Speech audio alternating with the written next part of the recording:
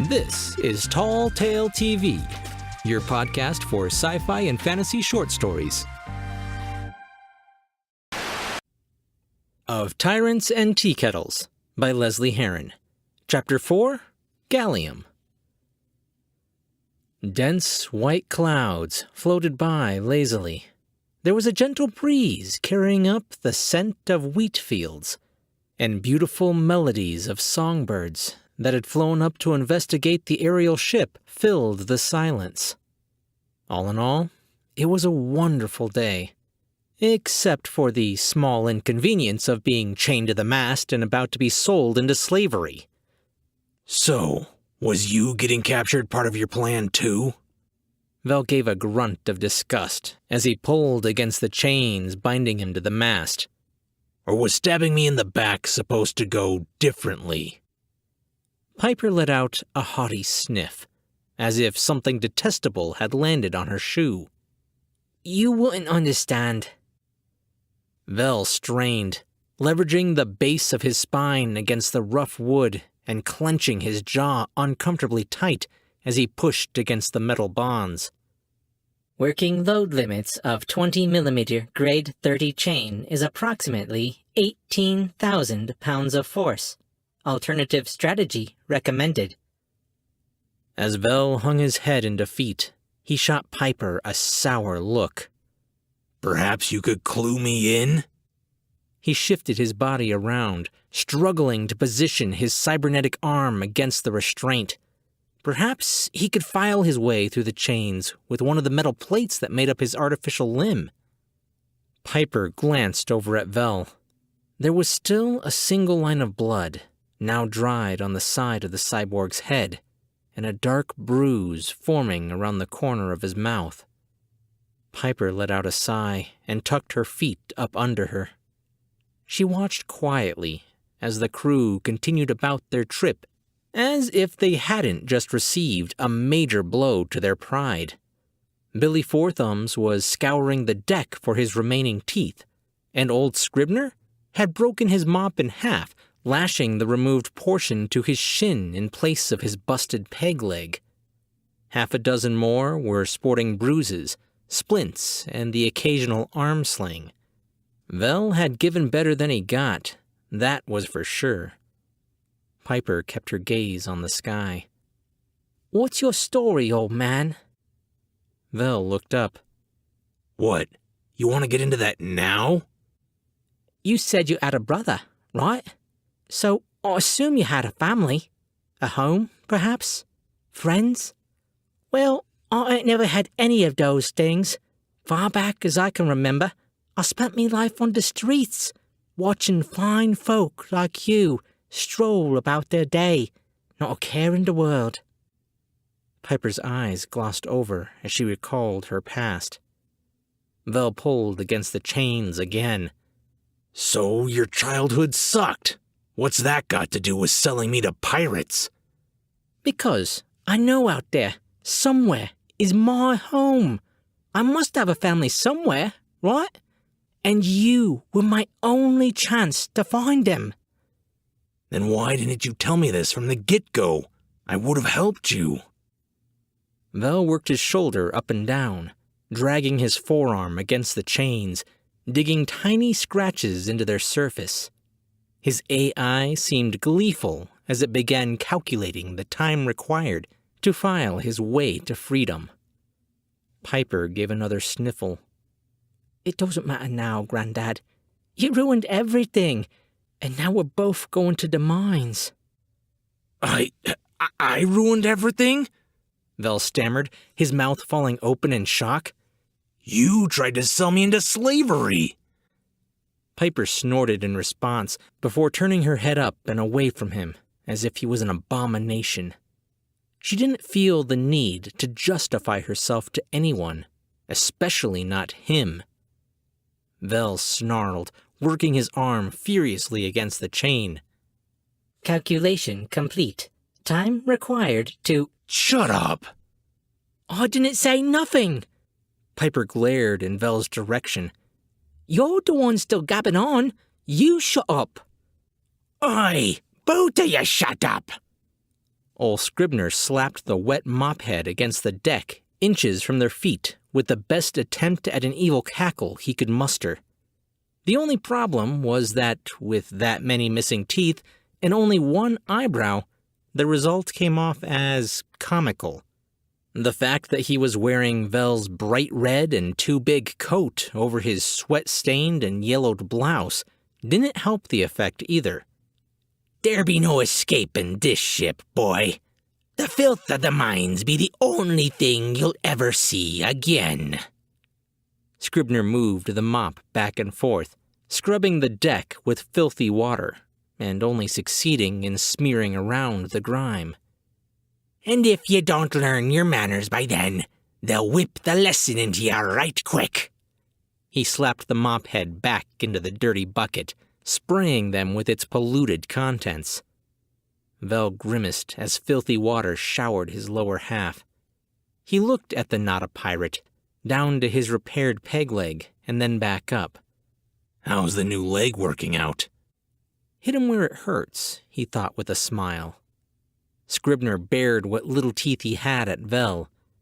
The captain promised me he'd get me a new one in Avis Isle, but until then, I suppose I'll just have to take comfort in this amazing coat. He let out a bark of a laugh as he caressed the crimson leather, leaving smears of grime across the surface. Vel narrowed his gaze, his left eye glowing red. If a picture could tell 1,000 words, his expression was the definitive text on the horrors one could expect to suffer at the hands of a pissed-off cyborg. Scribner physically shrank back a little, glancing down to reassure himself the chains were still there. He grinned with false superiority and straightened up with as much dignity as he could muster, shoving his hands into the coat pockets. There was a squelching noise, and the smile fell from his face as he withdrew a hand covered in sticky sap. What the? Vel began to chuckle as the first mate stepped down from the wheelhelm to address the crew. We be coming up on the border. Ready your stations for silent running. The captain has given the orders to go ghost. The deckhands jumped to their feet and began scurrying about the ship, tethering loose items to the deck and raising the vast sails, several of them unfurling on either side of the vessel. Anything that made noise was fastened, muffled, or stowed below, including the ship's rather boisterous parrot. What is this? Vel asked, looking around. Old Scribner looked up from where he was wiping the sap off his hand with a grimy rag. He put a finger to Vel's mouth and shushed him. The Armada be looming just beyond eyesight. We're planning to sneak above them, and if you get the idea to scream, holler, or make any noise at all, don't. Them bloodcoats won't care if you're a pirate, merchant, or not. We all die. A wicked thought seemed to cross Scribner's mind. So, just to make sure... Vel struggled as old Scribner forced the filthy washcloth into his mouth and winced as the bitter combination of sweet sap mixed with the tang of unwashed buccaneer. He forced back the choking sensation in his throat and offered the deck scrubber an angry glare as Scribner fastened it around Vel's head. Chance of viral infection, 87.4%. The low-level rumble that the ship had been emitting suddenly ceased. The thick plume of white that was trailing behind the ship faded away as the steam engine was disengaged to aid with their silent running. The ship submitted to the still of the air. Unlike a traditional ship, the canvas sails were not being used to catch the wind, but rather propel them along like the fins of a fish. The mainsail acted to tack the ship back and forth, moving them more side to side than to give the ship any forward thrust. Meanwhile, teams of crewmen worked on the side sails like giant oars, sliding them forward across the air in a near horizontal position, then angling them down to force the air back and propel the ship forward and up into the cloud layer.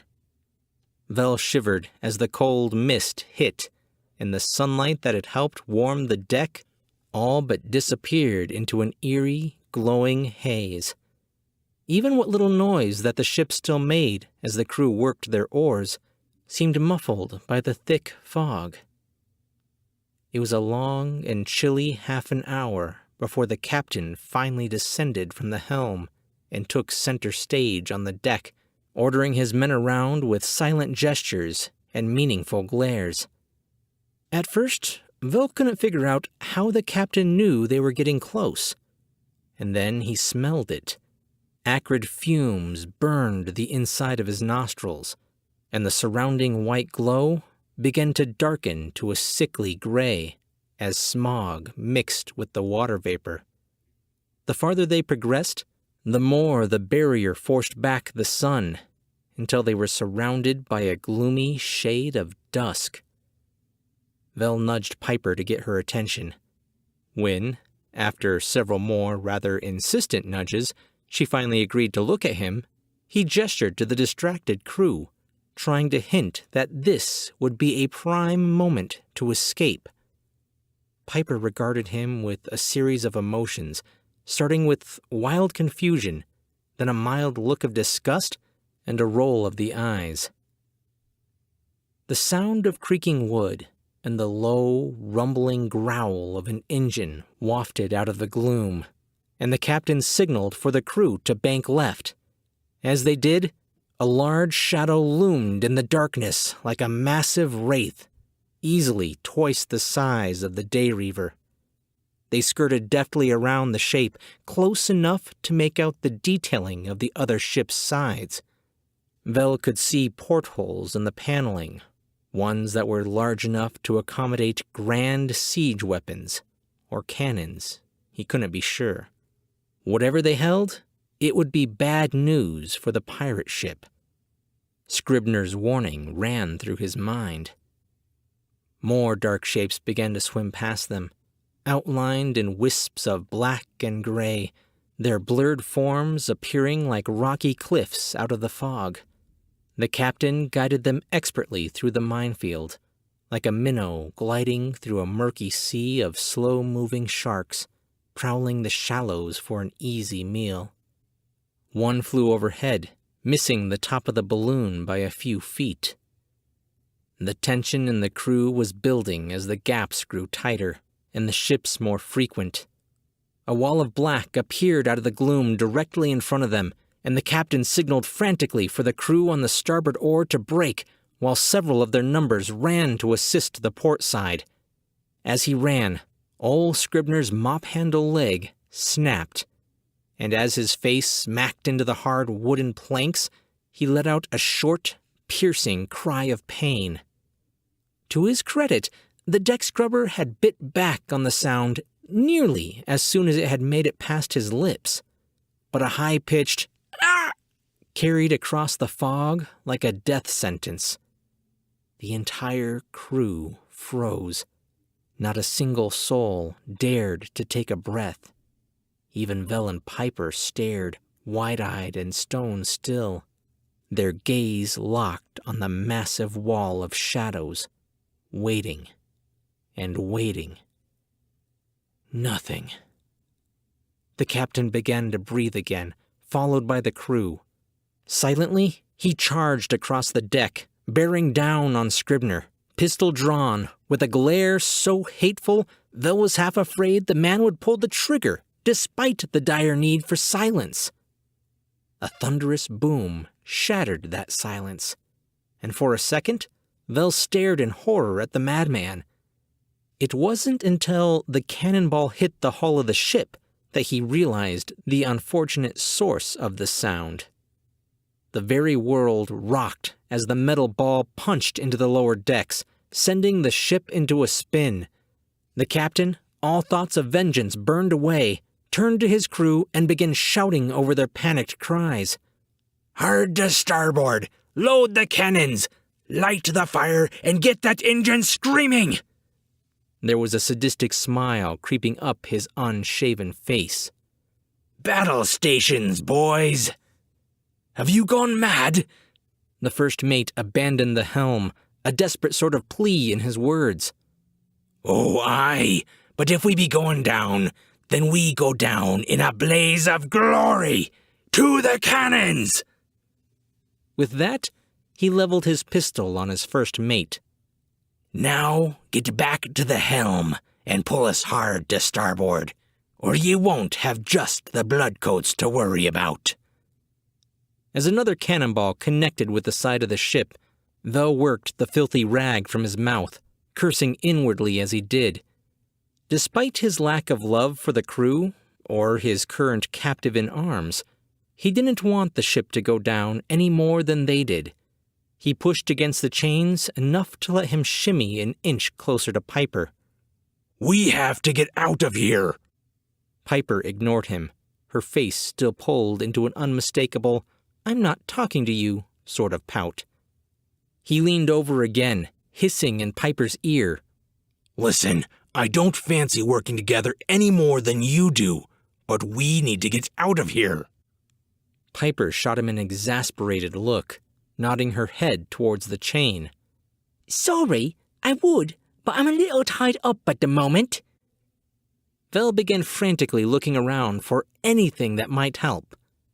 Okay, so let's say the Armada takes a ship. That's a good thing, right?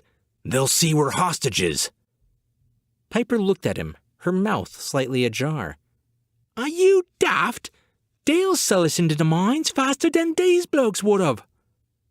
Something whistled as it struck the mast directly between them, the force of the impact blasting them senseless as wood exploded like grenade shrapnel. Everything went quiet, save for a high-pitched whine. Vel's head ached as the world started to move around him once more. His sense of reality was slow to return. A thick, blurry haze blanketed his vision.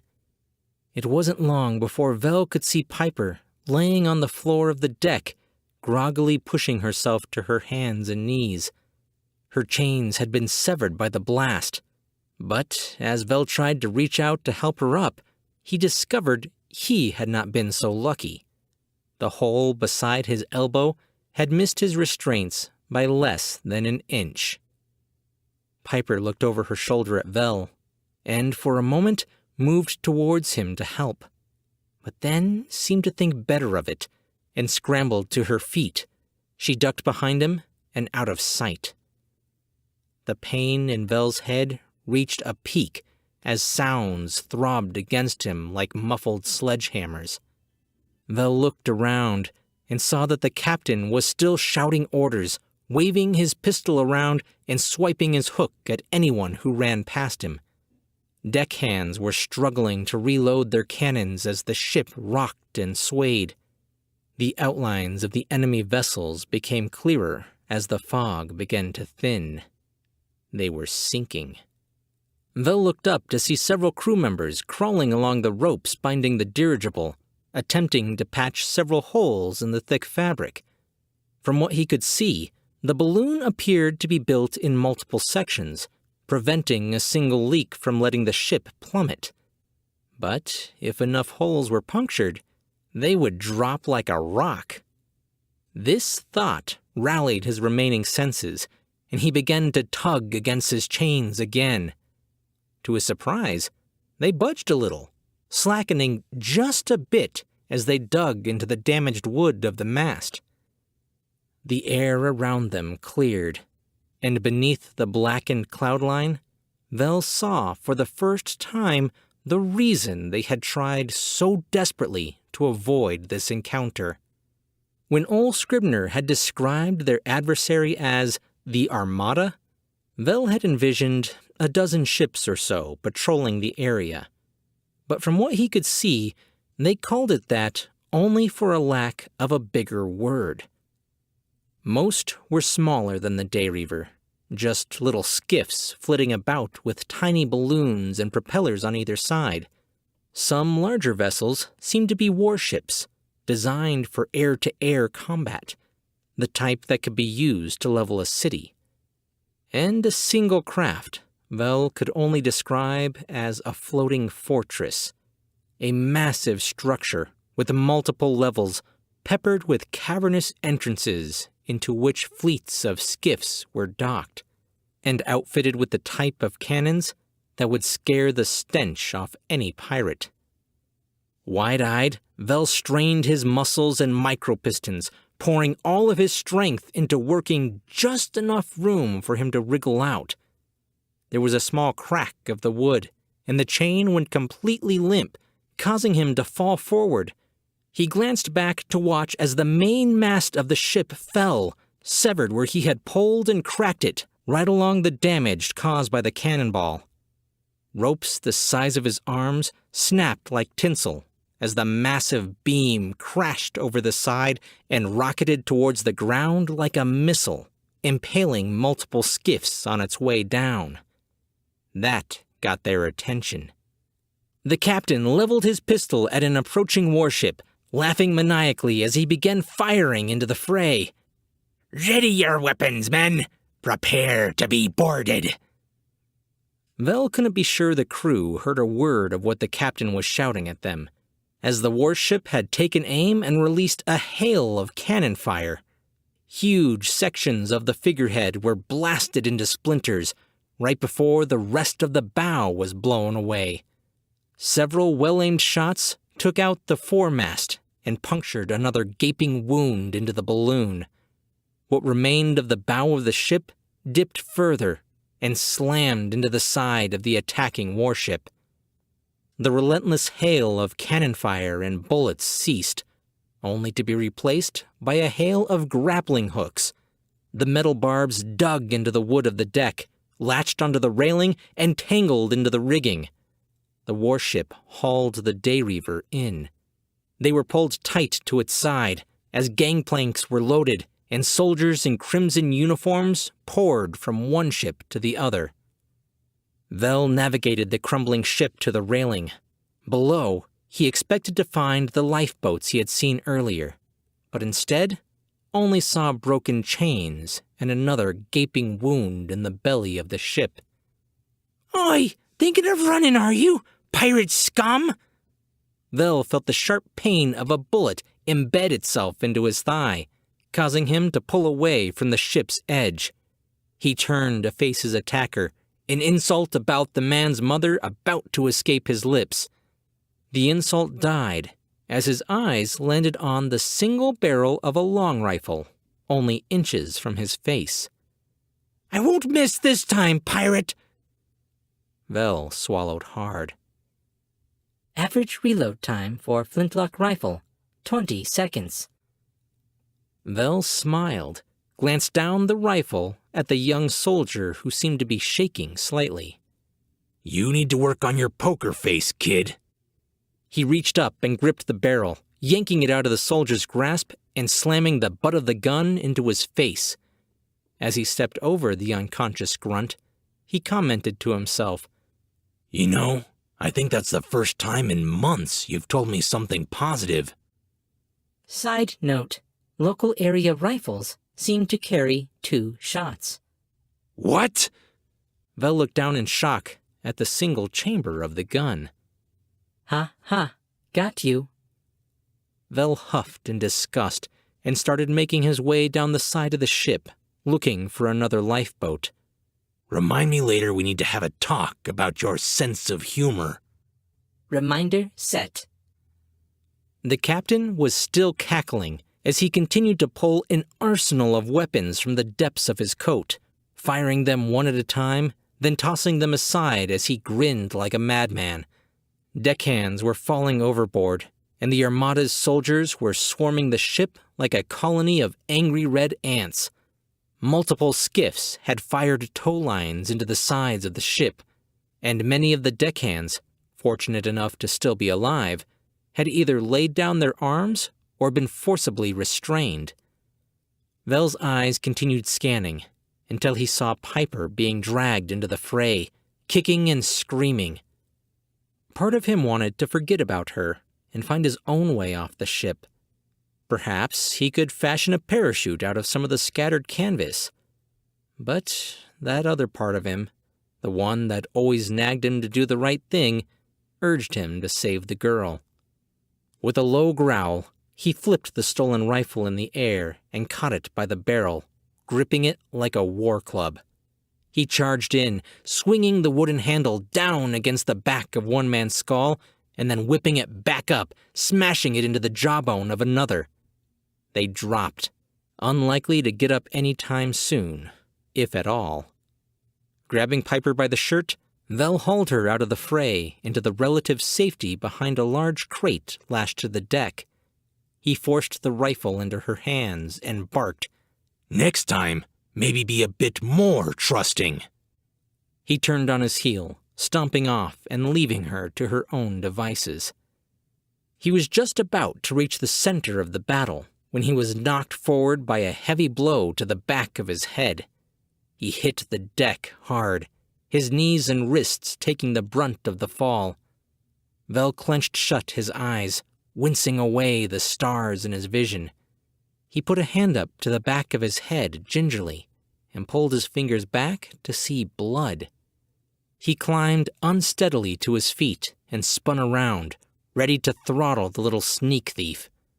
But instead of Piper, he was face to sternum with an incredibly large stone creature, sporting a deep crimson uniform. "You're a funny-looking human." He wasn't built like a tank. Tanks were built like him. With muscles carved upon muscles and a tiny little fish skull head, the man caused the wooden floor beneath him to creak dangerously as he walked. He let out a boom of laughter, and he grabbed Vel by his shirt, pulling him up into the air to get a better look at him. "I'm going to break every bone in your body, and not because you're a pirate, but because it's fun. Would you like to count them with me?" "Yeah, I'll start." Vel pulled back with his mechanical hand and let it fly, arcing it over the beast's arms and right into its face. Metal knuckles slammed into a bony carved jaw, knocking a chunk of the white stone loose and causing the man to relinquish his grip, but only slightly. "Do you even know how long that's going to take to chisel out?" The stone man's tiny, beady black eyes burned a hole through Vel as he was lifted higher into the air. The stone beast let out another boom of laughter as he retaliated with his own gut-shattering punch. Had he not been in a severe amount of pain, Vel might have marveled at the man's sheer strength. But as he flew through the air, fighting to regain his breath, he wasn't so much as impressed, but rather completely shocked. He felt his back slam into something hard, and he slid down to the deck, blood trickling from his mouth. Above the din of destruction around him, Vel could just make out a metallic jingle.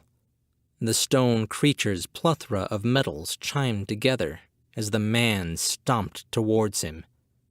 Even through blurry vision, Vel could just make out the massive stone fist as it gripped him tight around his shirt. "This is gonna be fun." Of Tyrants and Teakettles is Book 2 of the ongoing Sci-Fantasy series by author Lesley Herron. Join us as the adventure unfolds, with new chapters releasing every few weeks. Sir, one of the men has just heard something, sir. Yes, and does that warrant interrupting my meal? Well, sir, he described it as, well... Young man, I am not a fan of suspense. Get to your point, or leave me be. He described it as though someone were crying out in pain out in the mist, sir. There is talk among the men that it is the lost soul of an enemy soldier, out to extract its revenge. Poppycock. It was probably just one of those damned geese that keep getting lost up here. But, sir... and to think I passed up that job in Silverport for this. Listen, if it makes you feel any better, just fire a cannonball at it. Ghost or goose, whatever it is, we'll teach it to bloody well not interrupt us at supper time. Do I make myself clear? Yes, right away. And somebody bring me more brandy. Bloody useless, the lot of them. Couldn't hit the broadside of an enemy ship if it was parked right next to the cannon.